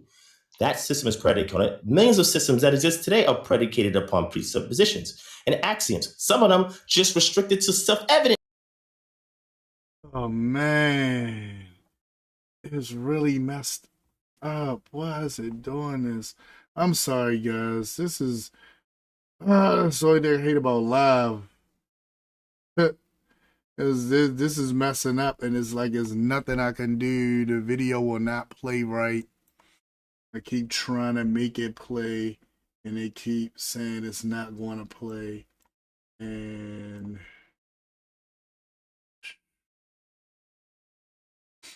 it was doing so well just now.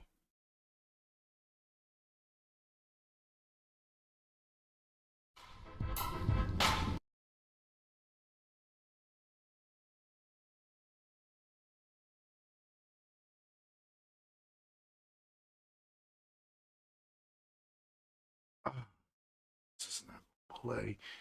I can't tell from this other video where I'm left off at. How much time we got left? Oh, I can't believe it's doing this to me. I think it's doing this because this is a 4-hour-long video and I'm trying to cut it up. And it don't want me to cut it up. They want me to play the actual 4-hour-long video. But then I don't have the stuff put together in the video the way I want it to be. And I don't even know how to find where I'm at in that video, where I just left off at, because I edited that video up real nice just for this to do this.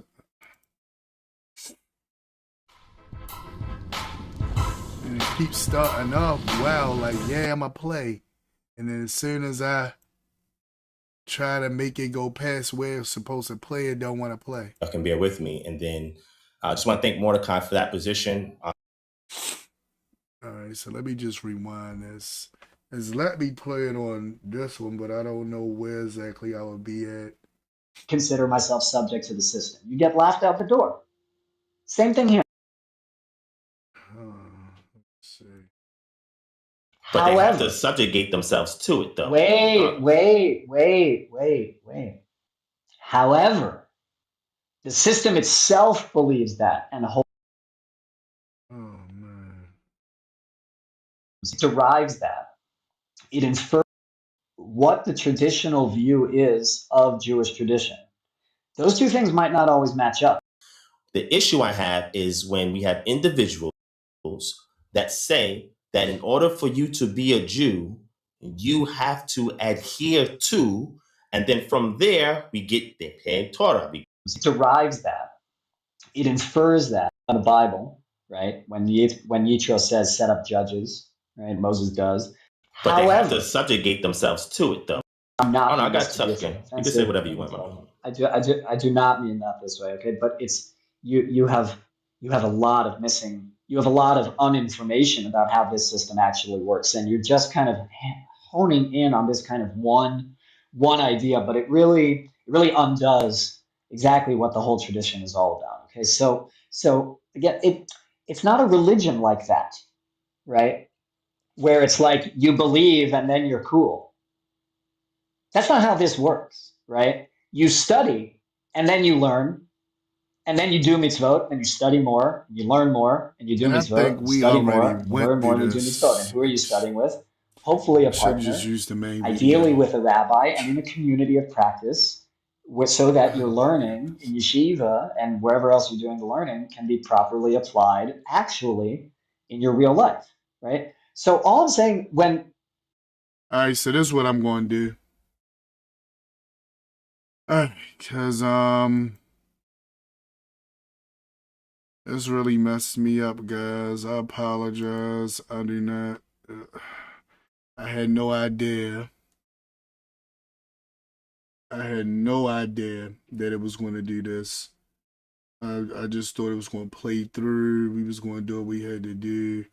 But I guess I'm just going to have to get to. I know the part where. From looking at the original where it gets to where he begins to make his point. So I guess we just gonna home in on his point that he was trying to make throughout the video. Because I think we weren't getting a whole of the full effects of his point. So we're gonna just home in on his point, and then we're gonna go from there and close out. By the time we home in on this point, it'll be at the point to close out. And I guess this will be the last week for this. As its technical difficulty is merely messing me up. And I don't want, we was having such a good moment in breaking this stuff down. I don't want to lose that momentum by not knowing where to find where we were at on here, because it's not set up the way I had it set up. So I'm going to try to consider myself subject to the system. You get laughed at. I reject the authority of the Supreme Court. I reject the authority of the Supreme Court. Those people who subscribe to as Jews should not, in any way, shape, or form, have any fear, right, of being outcast by the system or maybe challenging their own self-evident truths as being a Jew. And I'm talking about outside of the ethnic portion of it. I'm talking about those who are observant, those who are adherent to Judaism. By questioning the origin of things, right, the depravity of things, you learn a lot about the tradition that way, right, and how the Jews adapted to different circumstances, which you also mentioned earlier. But what I'm saying is, with that comes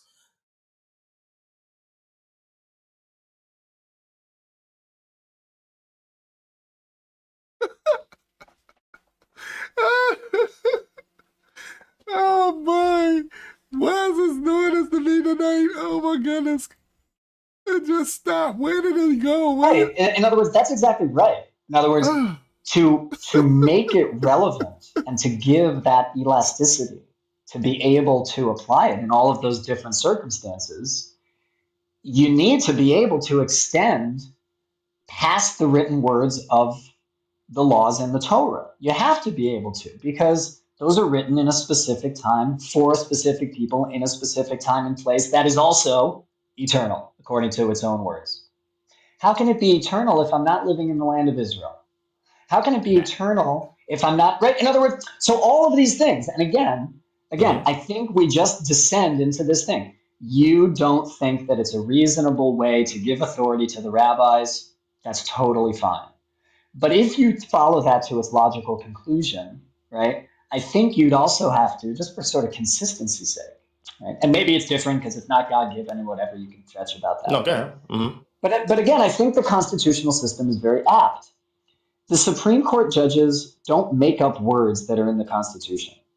They interpret the words in the Constitution. Correct. They are not authorized to, right? They're not authorized to change the words, but they are authorized by the very document that they are interpreting to interpret. That's what the Gemara is. Same with the Torah. Same with the Torah, right? Yeah. The Torah gives authority to the rabbis to interpret itself. Okay, gotcha. So what I'm saying is, hold on. So what I'm saying is, So it's the exact same thing. Now you can say that that's not a reasonable way to give authority.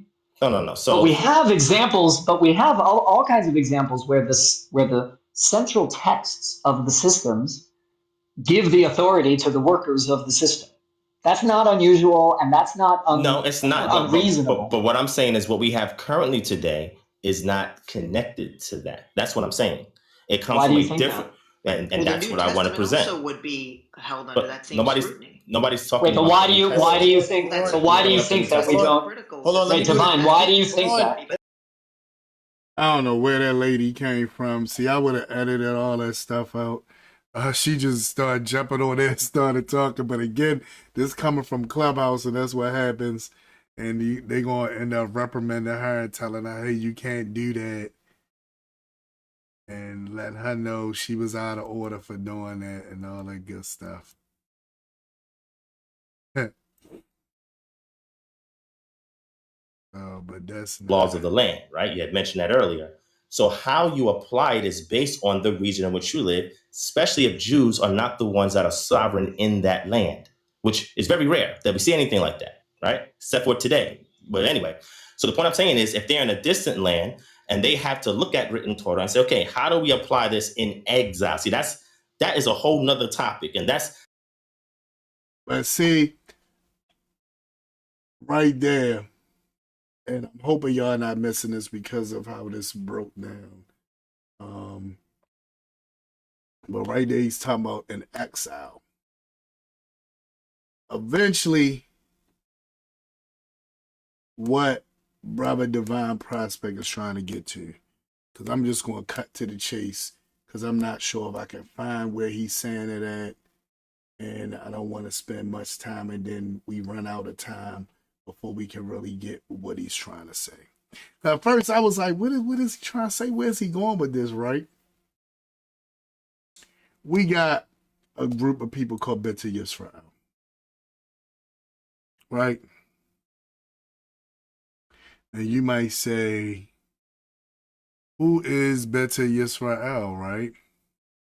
Right? You might say, well, Beta Yisrael, who's that? Like, who's Beta Yisrael? What do you mean by we got Beta Yisrael? Like, what does that even mean, right? Right, so let's look at this.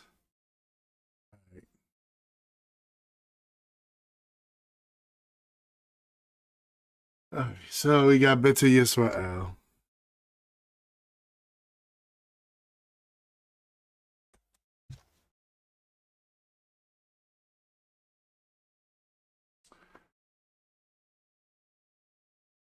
This is Beta Yisrael, right?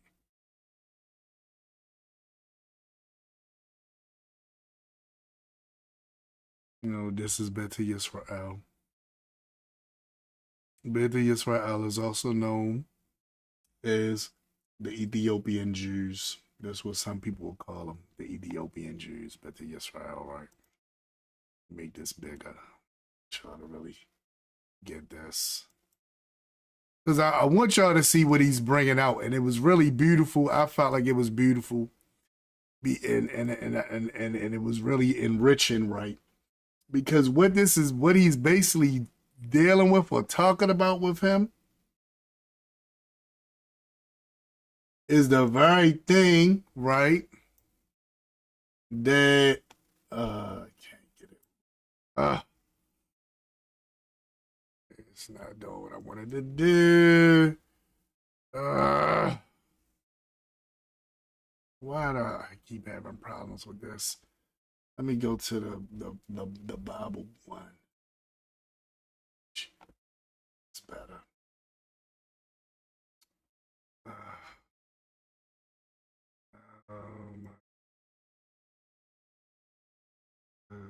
Everything is messing up today. Everything is messing up. Okay.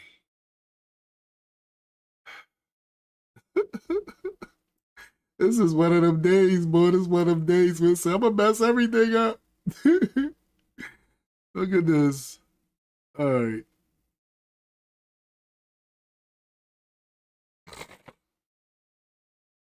All right, so on my Jewish page, let me change this a little much. All right, there we go.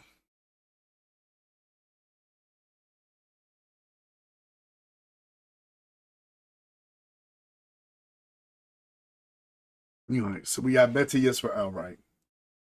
Ethiopian Jews, right?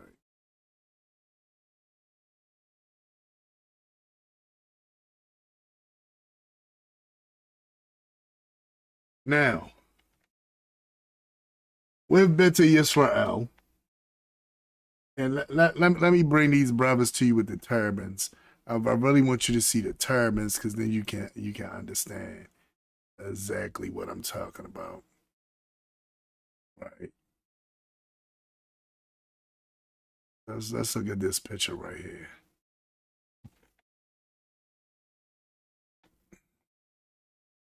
No, let me just open this picture in another link. I don't want you to miss what he's trying to bring out. I don't want the adversary to. I'm gonna go back to that picture because I want y'all to see. I don't want the adversary to mess this up, and I feel like this is an attack in a way to try to mess this up. And I really want y'all to get this. I make this picture really, really big so you guys can see it.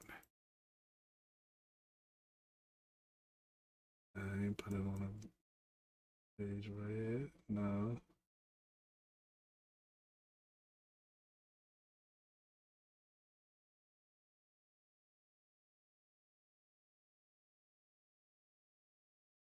Yeah, it's not doing what I wanted to do. Part of live, everyone. It's part of being live. This was really an experience, a live experience tonight. This joint was really acting up tonight. Oh my goodness, it was acting up tonight. If it was never a night it acted up tonight. Anyway, so check this out.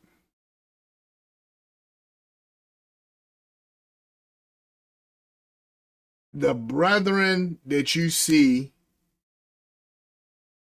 shaking, I don't think this is Netanyahu. This might be Netanyahu. I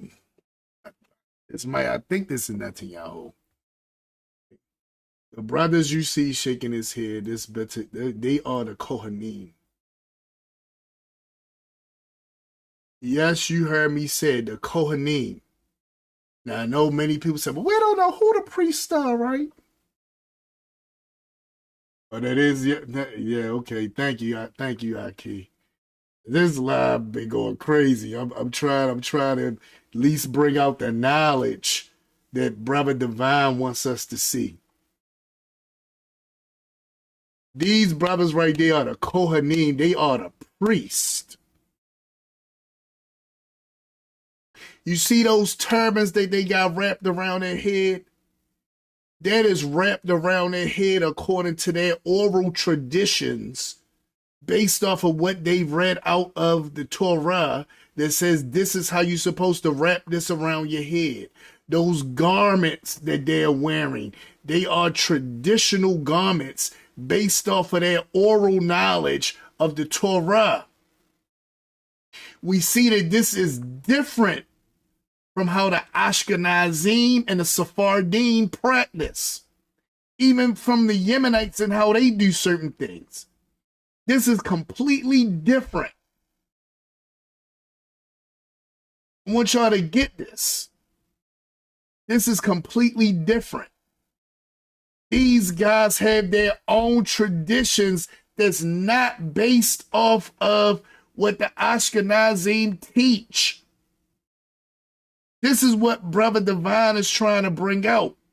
Because he says, when you see us, not just Beta Yisrael, but us over here that have certain understanding and knowledge about different things, and they want to tell us you wrong and you ain't right and you need to get like us. He's using Beta Yisrael as a test subject to say, wait a minute, these guys was in exile. These guys don't do the things the way that you guys said should be done. So are you saying they not really Jews? Are you saying they really not Israel? Because they not conforming? These guys would not conform. Did you know that the Ashkenazim passed a law to try to force them to stop wearing their turbans, to stop dressing the way that they dress, and said that they had to dress as a traditional Ashkenazic rabbi? Did you know that they tried to pass a law like that in the state of Israel, and said that if they would not stop wearing these turbans and calling themselves Kohanim, that they would no longer recognize their marriages or anything that they do in the state of Israel? It would not be recognized as being binding or official because they not conforming to their version of rabbinic Judaism. This is what Brother Divine is pointing out and saying is his beef with the oral law. But it's not really with the oral law, it's with the Ashkenazi policy. He feels like it's against the oral law. It's not really against the oral law. Because again, the oral law was never supposed to be written down in the first place. And that's one of the problems that the sages teach from it being written down, because now that it's written down, people look at what's written and saying, this is how it's supposed to be. And they said it was never supposed to be that way.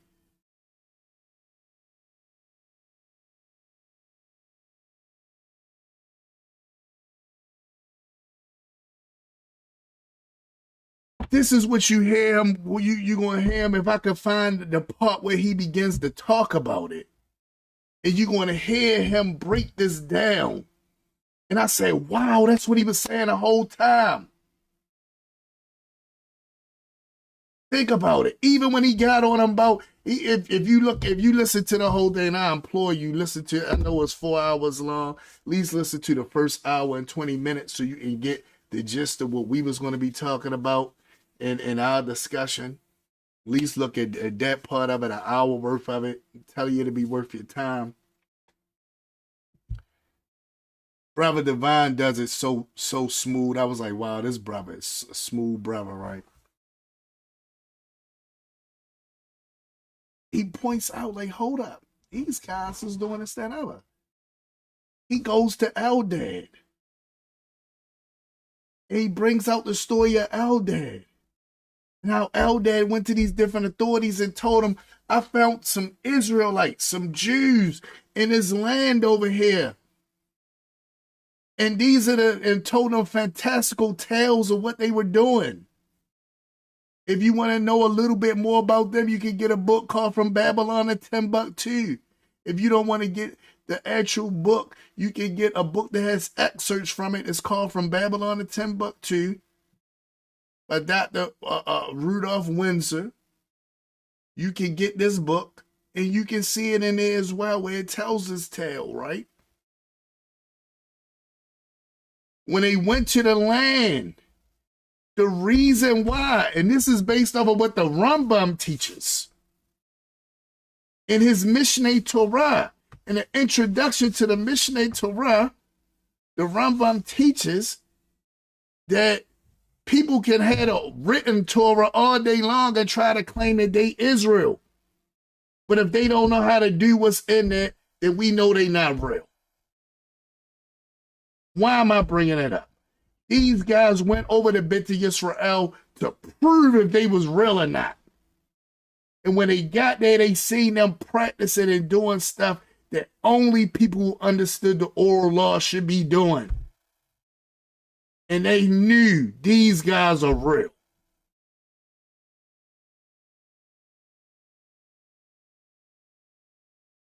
Now imagine somebody who's been doing something longer than you guys been doing what you doing.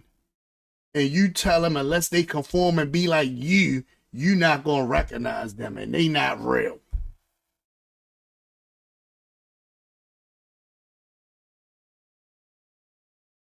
Imagine that.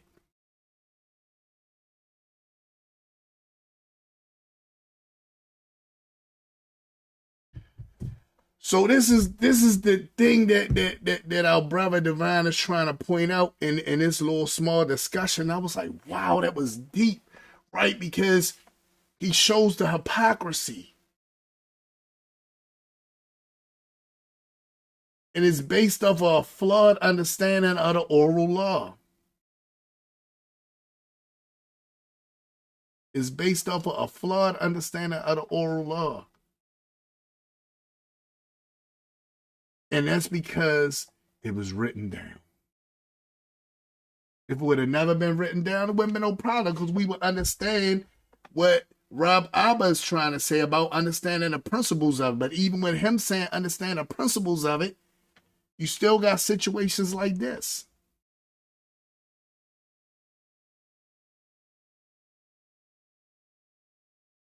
I'm gonna see if I can go to where he says this at about them.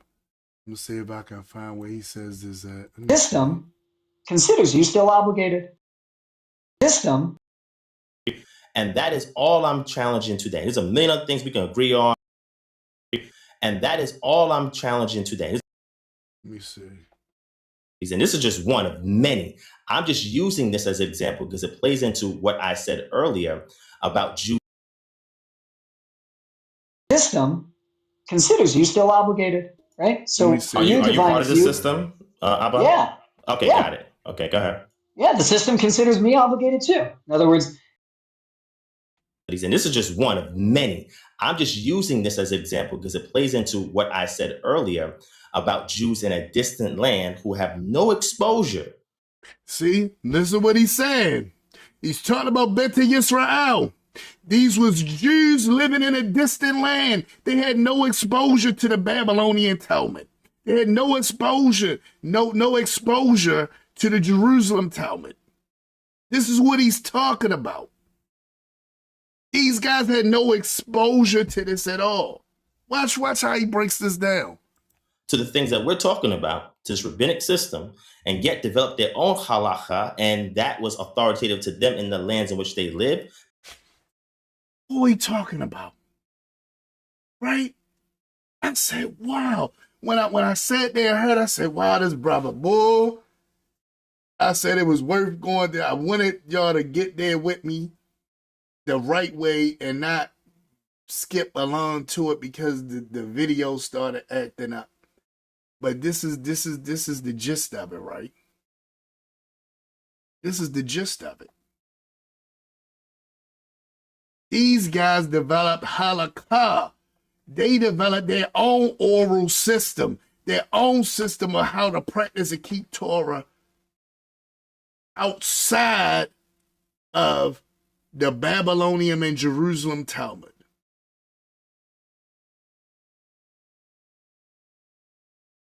Outside of it. But yet, people in that would try to tell them, bump what y'all talking about. Y'all need to conform to us.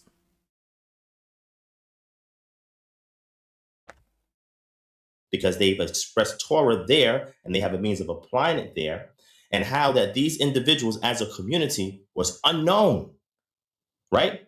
By rabbis prior to the 9th century CE, unknown that you had a whole community, that a whole system of their own oral tradition or oral Torah. See, their own oral tradition, their own oral Torah. So he's not against the oral law. That's why I said the way it was coming off, it kind of gave the impression he was against the oral law. He's not against the oral law. He's against this practice that people have of trying to force you to conform to this Ashkenazi view of how things are supposed to be. This is what he's against. This is what he's against. That is developed independently of their community, their Knesset, right? And that they are living in a state of tranquility, a state of peace, undisturbed, unbothered. This is why when they heard these fanciful tales from him, they had to really critically examine. And the hymn that he's talking about is Eldad, right? That's the hymn that he's talking about. These guys heard this fantastical tale from.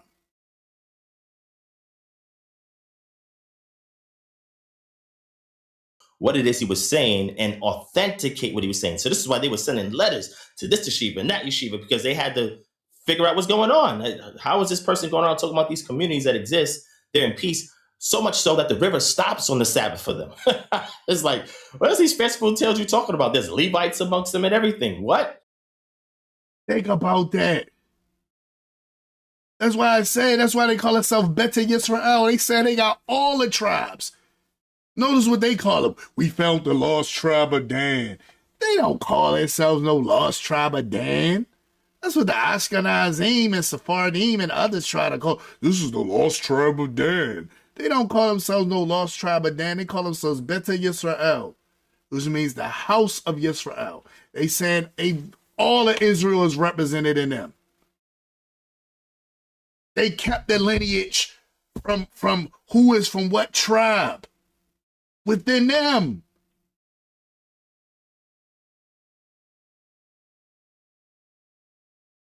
What are you talking about? So they had to deal with that. And this is a great case study on that. And this is why I'm a proponent that any Jews that are in distant lands that develop their own halacha based on the immediate context of their environment, that's predicated on axioms derived from the written Torah, that should be authoritative to that community, and no other community outside of that should bind them or impose authority on them because it works for them in the environment and context, social context, that's what he said. Civil context, and legal context in which they live. No other community. No other community. I remember when they try to force them to take the turbans off. I was hot. I remember that. That's why as he started talking, I said, I know exactly what he's talking about now. I didn't get it at first. I said, what is he saying? What is he talking about? But the more he broke it down, the more I said, this is what he's saying. He's not speaking against the oral law. What he's speaking against is people in other communities trying to force other people who done developed the oral tradition through their communities to say, bump what you learned. You need to get with us because we the ones that's in the power. We the ones that's running stuff. Bump what you learned. Bump what y'all been doing for centuries before y'all even knew about us. Do what we say to do. Because that's what we see happening. That's what we see happening. So, brother really broke it down. First, I didn't get it. At first, when I was listening, I said, I don't understand where he's going. But then when I listened to the whole thing, I said, now I understand exactly where he's going with this. I understand exactly where he's going with this. It's beautiful. And that is what I'm a proponent of. And that's why I say, Abba, yes, I do talk to Jews that are flexible and kind of can be objective like you. However, today, you're not the person I'm looking to talk to. That's all I'm saying, right? Because my brother Mordecai, good brother, he's a little bit flexible. Yes. Fire, Aki, fire. When I heard how he broke it down, I'm like, yo, it choked you up a little bit. You know what I'm saying? like his great discussion. I thank Total Rabbi Keith for showing me about this. You know, I would have missed this whole discussion right here. I'm hoping brothers and sisters still got something out of this. Even though we had the technical difficulties several times, it just was messing things up. But yeah, that's all a part of being live. But beyond the technical difficulty, this was a fire show. Really appreciate each and every one of you for logging on. Appreciate you, Brother Terrell, for being here in the midst. Thank everyone who may be on as well that might be silent and just not saying anything. I appreciate all y'all for watching the live. I appreciate all y'all who are going to watch this on a replay. And if you are watching this on a replay, I just want to say please like, share, and subscribe. Please like, share, subscribe, comment, get the word out. We trying to really get Torah knowledge and understanding out there and try and make Torah great again. And even though it never stopped being great, but it's always been great. We get Israel to keep Torah again. Let's say that. Let's make Israel keep Torah again. Let's go there with that. I just want to get that out there. Just appreciate each and every one of you for logging on and watching and being a part of this. Appreciate each and every one of you. Again, my name is Rosh Ya'acob ben Abraham, Rabbi of Gethsemane Spiritual Temple Congregation, where we focus on Torah knowledge and understanding. And all this is so deep. I really wish y'all would have been able to get it the way that I wanted you to, but hopefully you was able to get something out of this and really see the deepness that our brother Divine brought to this. Again, all his stuff is in the description. If you want to be a part of his Patreon, you want to be able to donate to him and help him continue to go on all the things he's doing in our community, I got all that in the description. I also got a link in the description for our congregation. If you want to hear more good wisdom and knowledge and Torah understanding, I had the link in there for our congregation as well. And I just want to thank each and every one of you for logging on. And yeah, it is. I'm fired up. I don't know if y'all can tell, but I'm fired up right now.